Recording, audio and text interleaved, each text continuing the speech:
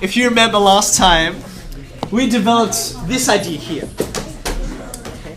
Now, you may recall, how did we get this?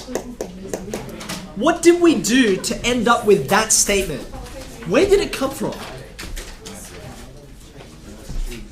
It came from some weird tomfoolery with chain rule, didn't it? Right? dv on dx and dx on dx and so on and so on. Okay, you put it all together, eventually you get back to here. Okay, and that proof is vitally important, by the way. It is a confusing proof. It's not long, but you need to be able to reproduce it. So go back to where your notes are on that if you like.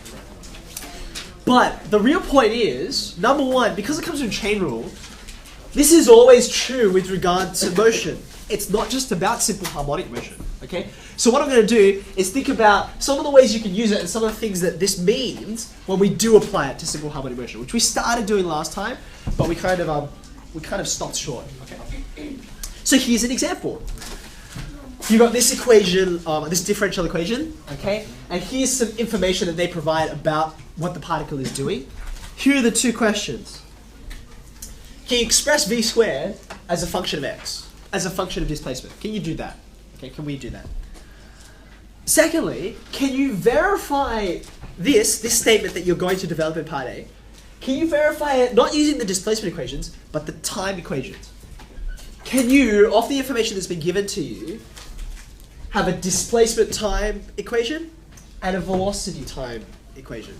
Should say it the other way around, time displacement and time velocity. Okay, so there you go. There's our setup. How are we going to do this? Where shall we start? If what I'm after is v squared as a function of x, and what I've got is this, what are your suggestions?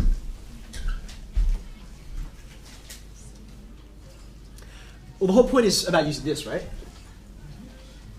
Okay, so anywhere you see acceleration, x double dot, okay, you can substitute it in for d on dx half v squared. Anywhere you see it, okay, and if it's convenient to you, you should, right? I want v squareds, there are no v squareds here, that's okay, put one in. Alright, so here we go, part A. The derivative with respect to x of half v squared, okay, that's equal to minus 4x, no problems, okay? Excuse me. I want v squared on its own, right? So I'll integrate with respect to x, and that gives you this. Power goes up, divide, what do you get? Negative 2x squared. Cool? Plus a constant. That's nice. I want v squared, don't I? V squared. So that's actually, if I multiply through, you get this. Okay, so this is good, but I have a constant flying around. I don't want a constant flying around. How do I get rid of him? I've got conditions, don't I? Initial conditions. Yeah, right? So I'm stationary.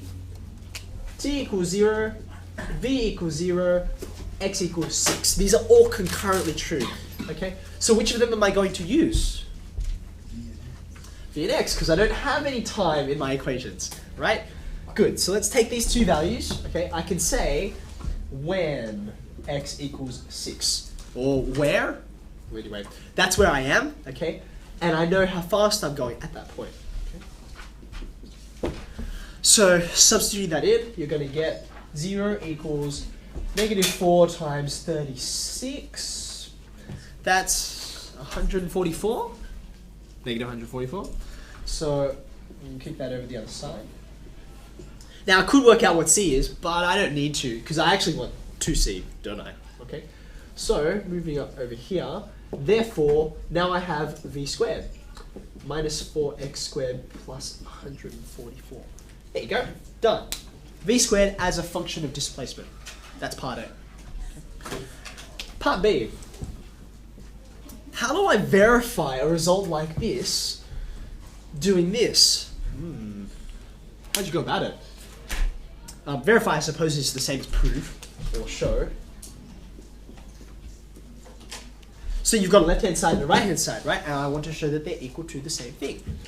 How am I going to do that? Where should I start? I want to have displacement and velocity in terms of time, somehow, right? this isn't really going to help me, is it? This is a timeless kind of situation. It just talks about where and how fast, okay? So how do I introduce time in? What information am I going to use? Well, let's think about this.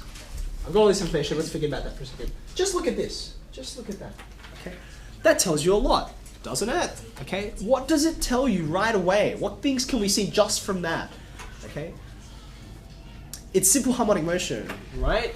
So what is the differential equation for all simple harmonic motion equations? It's minus n squared x, right? Well, therefore you know exactly what n is. N's equal to 2, right? Okay, that's a start. Just remind me, what's n tell you? What's that about? That's about the period, the frequency, isn't it? I guess that tells you that the frequency would be pi seconds. Yeah, 2 pi on n. Cool, that's fine. That's good. Now, hold on a second. If that's what n is, I need a couple of other pieces of information, right? What are the other bits of information that go into a displacement equation? I've got n. What else is there? There's a, right? Amplitude. Where can I find out amplitude of this situation? Amplitude's there. I'll give you a clue. This doesn't tell you about amplitude because it just tells you about frequency. That's all the information that's in there. Amplitude is hidden somewhere in here. Where is it? Amplitude is 6. How do you know? It's simple harmonic, right? It's stationary at 6, right? In other words, where is simple harmonic motion? Where is it stationary? At the extremities, right? At the extremities. So this obviously is one of them, right? Question for you. How do you know which extremity this is? Like, is it the top one or the bottom one? Is it this? 6. There's 6 there, okay? Is it like this? Or is it like this? You can tell the information's all there in that first line.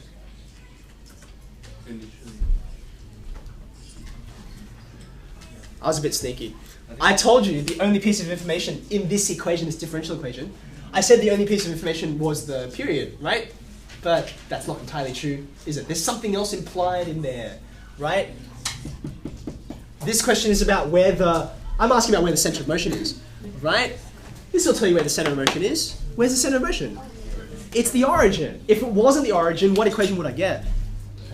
It'd be x minus x naught, wouldn't it? Okay. You see how much information is packed in there if you know how to read it. Okay. Good. So that means x equals 6 is our extremity. Okay, and we're centering around the origin. Okay. That's good. That's good. That means a equals 6, but I still don't know a couple of things. Well, maybe one thing, really. You've got A, you've got N. Is it sine or cos? Why is it cos? Aha. It begins at an extremity. And sine does not begin at an extremity. It begins at the origin, right? Great. Cos. Okay. So that's all the information you need, right? X equals A, 6, cos nt. So 2t. There you go. There's my displacement equation. Okay? Can you see how we developed that? It's all nestled in there if you know how to interpret it properly. Okay? If that's my displacement equation, what's my velocity equation? Negative, because cos turns into negative 12 sine. Good. Okay? Now, there's my x, there's my v. Here is the result I am trying to prove. Do you think it'll be easy to go from right to left or left to right? Oh, that's it. I personally think right to left because my brain tends to go complex to simple. I don't like going simple to complex. That's the add and subtract the same thing and then have some magical factorization. I prefer to have something that's messy and then I know how to tidy it up. Okay, so I'm going to do that. Right hand side.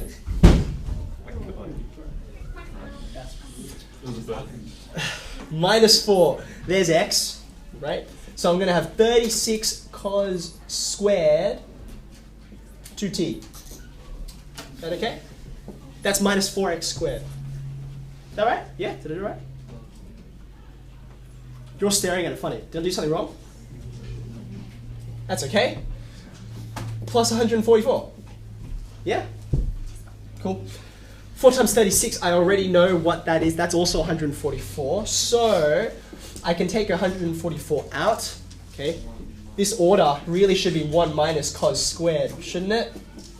Put the subtraction at the end. That's 144. I'm not going to write 144. I'm going to write minus 12 squared. Can you see why? You see where I'm going, right? Sine squared 2t. There you go. There's v squared. Ta-da. Cool. Okay, there you go. So what did we gain from that? What was the point? You get given a situation, okay? This business here about using this d on dx half v squared, right, is tremendously useful for actually developing this kind of thing off which you can read other pieces of information, okay? But there's a particular line I'm interested in. This line here, okay?